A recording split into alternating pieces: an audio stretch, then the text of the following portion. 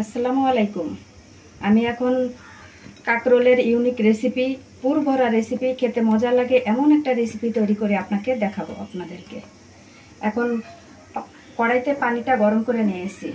গরম করে এই কাকরোলটা আমি সিদ্ধ করতে দেব।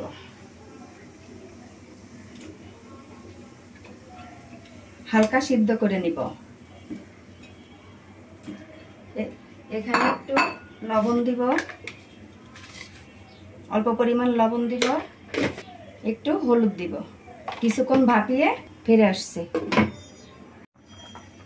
এখন কাকরোলটা 80% সিদ্ধ হয়ে গেছে।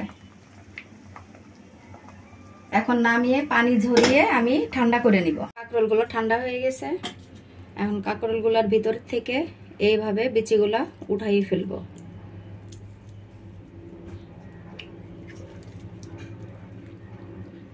উঠে এগুলো রেখে দিব। প্রত্যেকটা এইভাবে উঠাই ফেলবো।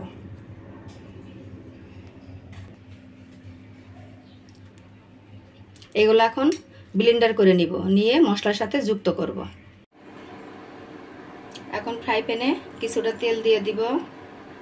তেল গরম হলে পেঁয়াজ এবং রসুন কেটে রেখেছি, 2টা রসুন আর কতগুলো পেঁয়াজ, 7-8টা পেঁয়াজ কেটে রেখেছি।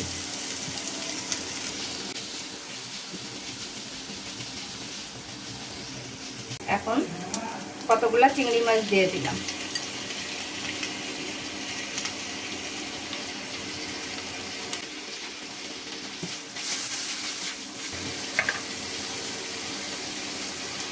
কিছুটা লবণ দিয়ে দিব।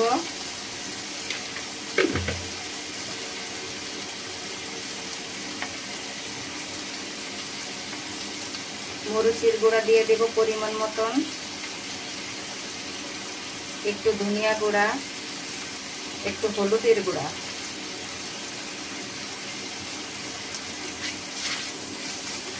এইগুলা দিয়ে কিছুক্ষণ কষিয়ে কাঁকরোলের যে পুর ছিল, যেটা ব্লেন্ডার করে নিয়েছি বিচিটা, ওটা এর ভিতরে দিয়ে দিব। কাঁকরোলের ভিতরে বিচিটা আমি ব্লেন্ডার করে নিয়েছি, এটা দিয়ে দিলাম।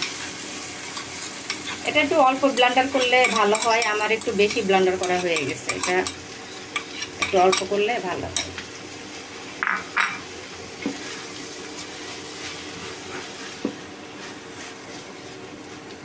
এটা এখন আমি কষিয়ে ভাজা ভাজা করে নিব।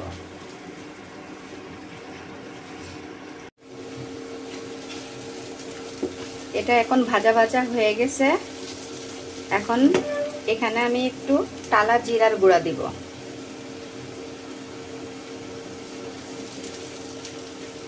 এখন কাকরোলের ভিতরের পুরটা সম্পূর্ণ রেডি হয়ে গেছে। এখন আমি এটা ঠান্ডা করে কাকরোলের ভিতরে দিব। দেখুন, এই পুরটা আমি যদি এমনিও ভাত দিয়ে খাই অসাধারণ লাগবে এটা। এখন আমি কাকরোলের ভিতরে এই পুরগুলো ভরে দিচ্ছি। ভরে পরে একটা ডিম ফেটিয়ে ওর ভিতরে কোট করে পরে ভেজে নিব। আর সবগুলা কাকরোলের ভিতরে পুরগুলা দিয়ে দেওয়া হলো। এখন আমি একটা ডিম ফেটে নিচ্ছি। ডিমের ভিতরে হালকা লবণ দিয়েছি।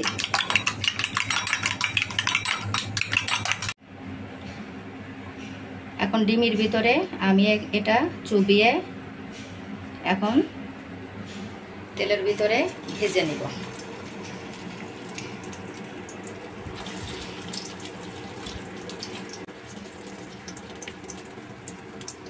প্রত্যেকটা তেলের ভিতরে দিয়ে এখন ভেজে সুন্দর করে উঠিয়ে ফেলব।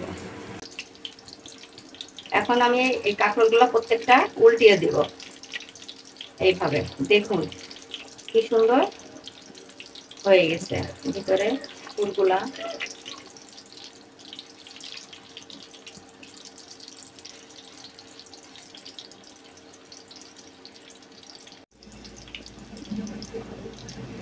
এখন এটা ভাজা হয়ে গেছে, এখন উঠিয়ে রাখবো।